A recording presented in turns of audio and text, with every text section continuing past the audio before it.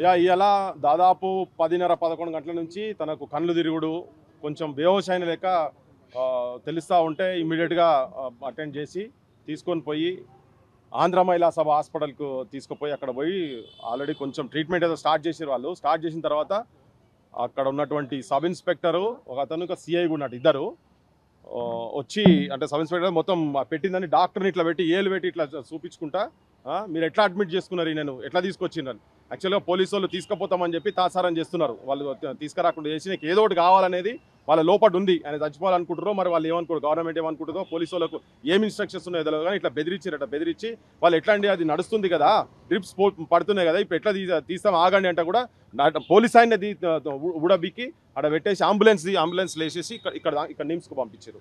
తీరా ఇక్కడికి వచ్చే వరకు ఎమర్జెన్సీ ఇక్కడ బయట చూస్తే వాస్తవం కూడా ఏంటంటే ఇక్కడ మొత్తం కంప్లీట్గా ఫుల్ అయ్యి ఉన్నారు. వాళ్ళు నిజంగా స్ట్రెచ్చర్ మీద ట్రీట్మెంట్స్ చేస్తూ ఉన్నారు పేషెంట్లకు. పాపం వాళ్ళ ఇబ్బందులు వాళ్ళు ఇక్కడ డాక్టర్స్ మాకెవరు చెప్పలేదు, మాకెవరు చెప్పలేదు, మాకు ఇక్కడ తీసుకొస్తానికి ఎవరు చెప్పలేదు. మరి పోలీసులు ఎందుకు ఇక్కడికి తీసుకొచ్చారు అనేది బద్మాషి ఎందుకు చేస్తారో మాకు అయితే అర్థమవుతలేదు దీని వెనకాల.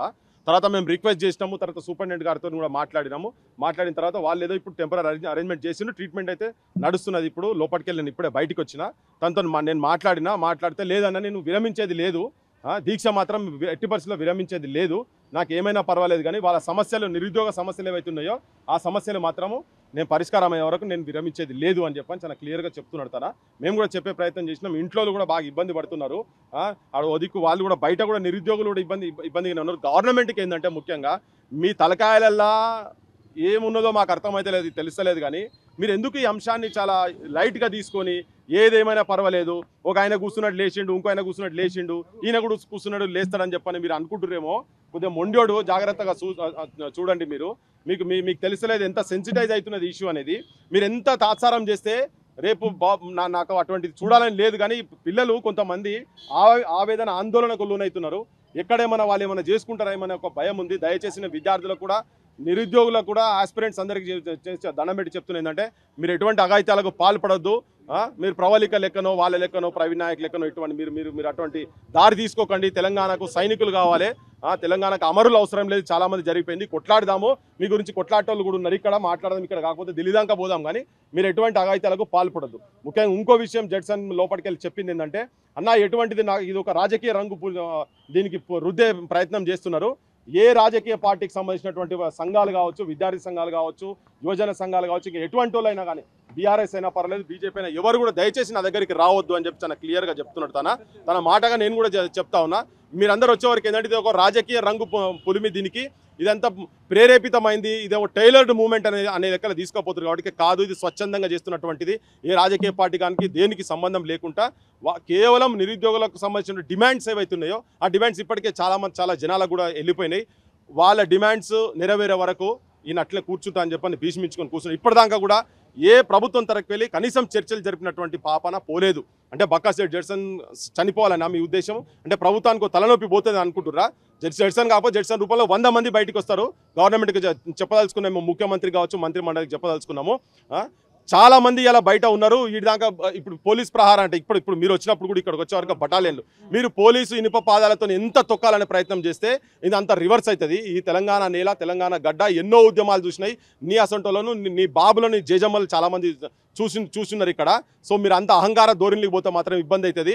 మీరు దీని పరిష్కార మార్గం ఏందనేది మీరు వెతికి మీరు చర్చల ద్వారా మీరు ఏం చేయదలుచుకున్నారనేది కనుక మీరు చేస్తే అదేమన్నా పరిష్కార మార్గం ఉంటుంది. ఏ రాజకీయ పార్టీకి సంబంధించినటువంటి వాళ్ళు మాత్రం ఇక్కడికి వస్తే జనార్దన్ లోపల చెప్పిండ్రు, మీరు ఇక్కడ ఉండి వాళ్ళకి ఎవరిని కూడా లోపల రానియాల్సిన అవసరం లేదు. డైరెక్ట్ జడ్సన్ మాటగా నేను చెప్తా ఉన్నా, లోపల తన చెప్పిండు కాబట్టి.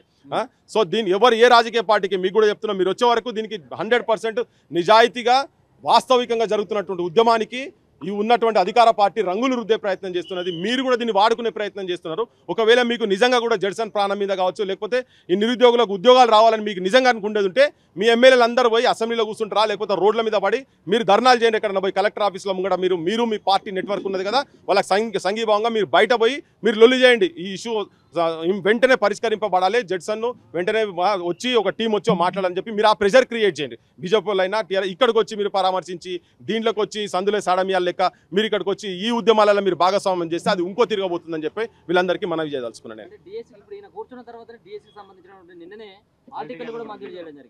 దీన్ని బట్టి చూసేదంటే అసలు ఎక్కడ కూడా స్పందించినటువంటి పరిస్థితి కనబడట్లేదు. అదే పట్టించుకుంటలేరు, మూర్ఖంగా పోతున్నారు, దుర్మార్గంగా పోతున్నారు.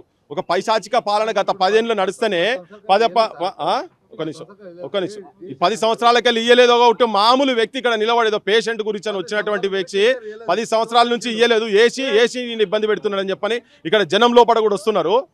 అంటే ఇచ్చినోళ్ళు కూడా ఇంత ఇబ్బంది పెట్టొద్దు మీరు. మీరు ఎంత ఇబ్బంది పెడితే మీకే అంత నష్టం జరుగుతుంది.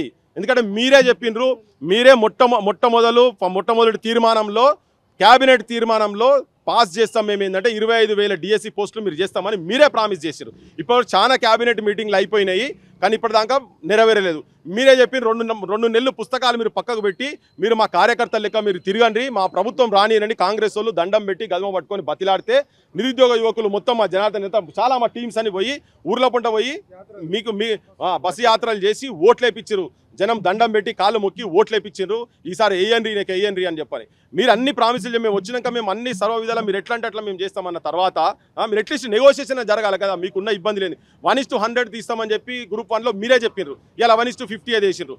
ఇదే బట్టి విక్రమార్క గారు ప్రభుత్వం తరఫుకి వెళ్ళి గత అసెంబ్లీలో ఆయనే సిఎల్పి లీడర్గా ప్రకటన చేసిండ్రు. సో జనం కూడా చెప్పేది ఏంటంటే ఇదేదో తినదరక చేస్తున్నటువంటి ఉద్యమాలు కాదు, వీళ్ళు కూడా జెన్యూన్ ఉన్నాయి, కొన్ని అంశాలు జెన్యూన్ ఉన్నాయి. మేము ఇంత తొందర ఒక ఎగ్జామ్ తొందర ఇబ్బంది అవుతున్నది, కొంచెం మాకు తాత్సారం ఏమంటున్నారు, మీకున్న ఇబ్బంది లేదో అది చర్చల ద్వారా తెలుస్తుంది కదా. కనీసం మీరు ఎవరిని కూర్చోబెట్టి మాట్లాడినరు, ఒక టీం అన్న ఫామ్ కావాలి కదా. మీకు సోయి లేకుంటే ఎవరన్నా మీకు నచ్చిన వాళ్ళతో మాట్లాడేందుకు ఏంది ఎక్కడో దగ్గర కూర్చొని ఒక ఓడంబడిక జరగాలి కదా. ఒక చర్చల ద్వారా జరుగుతుంది, డైలాగ్ ఉండాలి. నువ్వు ఏది పడుతుంది నీ ఇష్టం వచ్చినట్టు మూర్ఖంగా డిసిషన్స్ తీసుకొని నేను పట్టించుకోను, ఏమవుతుంది మేము హాల్ టికెట్లు ఇస్తున్నాము, ఈ ఒక్కసారి ఇంటే ఇంకెప్పటికి వినాల్సి వస్తుంది అనే ధోరణి మీకు తలకాయలేకుంటే అట్లుండదు. ఎప్పుడు ప్రభుత్వాలు అట్లా నడవాయి. మీకు బేసిక్ అడ్మినిస్ట్రేషన్ కూడా తెలుస్తలేదు. మీకు మీ కాళ్ళు మీరు కూర్చున్న కొమ్మను మీరే గులగొట్టుకుంటారు. కాంగ్రెస్ వాళ్ళకి చెప్పదలుచుకున్నాము. మీ మీద విపరీతమైన వ్యతిరేకత వస్తున్నది. మీకు ఎవరు చెప్తున్నదో సోయికి రాండి మీరు. ప్రభుత్వం సంబంధించిన పెద్దలకు క్యాబినెట్ మంత్రులకు కావచ్చు, లేకుంటే ఏంటిది దేశీ వాయిదా వేయమంటున్నారు. ఇగో చదువురానులు తలమాసిగా చాలా మాటలు మాట్లాడారు ముఖ్యమంత్రి. జనాలకు కూడా చాలా తెలిసిపోయింది. చాలామంది చదువుకున్న నేను అన్నా కదా, మొన్న రాత్రి ఎవడో చేస్తే రాత్రి పూట కొన్ని గంటల వ్యవధిలో 15 కిలోమీటర్లు ఆడు విద్యార్థులు కావచ్చు, తర్వాత విద్యార్థులు ఎక్కడి నుంచో ఓల్డ్ సిటీ కాలేజ్ కాడికి వెళ్ళి నడుచుకుంటూ వస్తే ఒక 10 మంది నల్ల ఆస్పిరెంట్స్ కాని వాళ్ళను, ప్రిపేర్ కాని వాళ్ళని, ఎగ్జామ్ రాయని వాళ్ళని చూపిమని చెప్పినాం. ఇప్పటిదాకా కనీసం మీకు సోయి ఉంటాయి, మీకు అన్ని టీవీలు అన్నీ ఉన్నాయి కదా, అవి చూపించాలి కదా. ఇంకా ఉల్టా ఏంటంటే మీరు యూనివర్సిటీలో విద్యార్థులను కొట్టుడు, విచక్షణారహితంగా గొడ్లను కొట్టినట్టు కొట్టుడు, 10 మంది 20 మంది గొడ్లను కొట్టినట్టు కొట్టుడు. ఇవాళ కూడా తీసుకొచ్చి ఇక్కడ హాస్పిటల్లో మీరు డాక్టర్తో తీపిస్తాడు కానీ పోలీస్ అనేది ఊడబిక్తాడా, కూర్చున్న సూది ఊడబిక్తాడా? అది ఊడబిక్కి ఏంది, ఏం మెసేజ్ చేయదలుచుకున్నారు మీరు, జనానికి ఏం మెసేజ్ చేయదలుచుకున్నారు? ఇప్పుడైతే క్లియర్గా చెప్తున్నాం, మీరు ఇట్లనే ఇదే వాయికారుండి మేము ఏదంటే చేస్తామంటే అట్లీస్ట్ మీరు ఏదలుచుకున్నదో ఏదేదో మీరు కూర్చోబెట్టి నెగోషియేషన్తో కన్విన్స్ చేయండి. ఇప్పుడు కాకపోతే మేము 6 నెలలకు మళ్ళీ 2 నెలలకు ఇస్తామా లేదా, మిమ్మల్ని ఎవరు నమ్మతలేడు. ఎందుకంటే నువ్వు గవర్నమెంట్ రాకముందు చేసిన ప్రామిసెస్ వచ్చిన తర్వాత ఏది కూడా అమలు అయితే లేవు. కాబట్టి మీరు ఇచ్చిన మీరే అన్నారు గ్రూప్ 2 మేము 2,000 పెంచుతాము, గ్రూప్ 3 3,000 పెంచుతామని చెప్పి ఏం పెంచలే కదా. మీ మీద నమ్మకాలు లేకుండా పోయినాయి. సో మీరు నమ్మకాలు ఎట్లా తీసుకొచ్చుకుంటారో మీరే ఆలోచన చేయండి, కూర్చోండి. మీరు అంతా పెద్ద పండితులే కదా, మీరు మేనిఫెస్టో రాసింది. చికటపల్లికి వచ్చి రాహుల్ గాంధీ వచ్చి చెప్పిండు కదా, సోనియా గాంధీతో మీరు 6 గ్యారంటీలలో దాంట్లో ఉన్నది కదా, ప్రియాంక గాంధీతో కూడా మీరు చేపించారు కదా. మరి మీరు అట్లనే వెళ్ళిరు, పైన ఢిల్లీలో వాళ్ళు అట్లనే వెళ్ళిరు. సోయికి ఉన్నారా లేదా అని చెప్పి మీకు తెలియదలుచుకున్నాము. ఇట్లనే కనుకుండేది ఉంటే మాత్రం మీరు ఆగమవుతారు. మీరు ఒక దిక్కు కోపాన్ని చవి చూస్తారు, నిరుద్యోగుల కోపాలను చవి చూస్తారు. ఇంకోటి ఏంటంటే మానసికంగా చాలా ఒత్తిడిలో ఉన్నారు. ఏదో ఒక క్లారిటీ మీరు ఇమీడియట్గా తొందరగా మీరు కమిటీ చేసుకుంటారా, ఏదో చేసి నెగోషియేషన్ చేయాల్సిన అవసరం ఉన్నదని చెప్పి నేను నిరుద్యోగ యువకుల తరఫుకి వెళ్ళి నేను విజ్ఞప్తి చేస్తున్నా. ఈవెన్ జడ్సన్ కుటుంబం సంబంధించి వెళ్ళి కావచ్చు, తన కూడా ఒక ప్రతినిధిగా కూర్చున్నారు. ఇలా విద్యార్థులు చాలా మంది మేము కూర్చుంటామంటే మీరు కూర్చోకండి, ఇది పోతే ఇంకెటో పోతుంది, కానీ 4 రోజులు ఆగండి అని చెప్పి మళ్ళీ ఓపికగా మేము ఆపాల్సిన సిచ్యువేషన్ వస్తున్నది. ఆత్మహత్యలు పాల్పడతాం. ఇట్లయితేనే ఇంటర్ కావచ్చు అని ఒక పిల్లగాడు నాకు పొద్దుగాల ఫోన్ చేసి వరంగల్కి వెళ్ళి ఫోన్ చేసి, అన్న ఇక మేము ఆత్మహత్యలు చేసుకుంటాము, ఇట్లయితేనే ఇంటర్. ఈ గవర్నమెంట్ కేంద్రం కూడా గతంలో ఉన్నటువంటి ప్రభుత్వాలు తెలంగాణ కూడా ఆత్మహత్యలతో ఇచ్చింది కాబట్టి మేము చేసుకుంటామని. అటువంటి వాటికి మీరు పోకండి దయచేసి, కొట్లాడేందుకు మేము ఉన్నాము, గట్టిగా కొట్లాడదాం, ప్రభుత్వాలతో మాట్లాడదాము.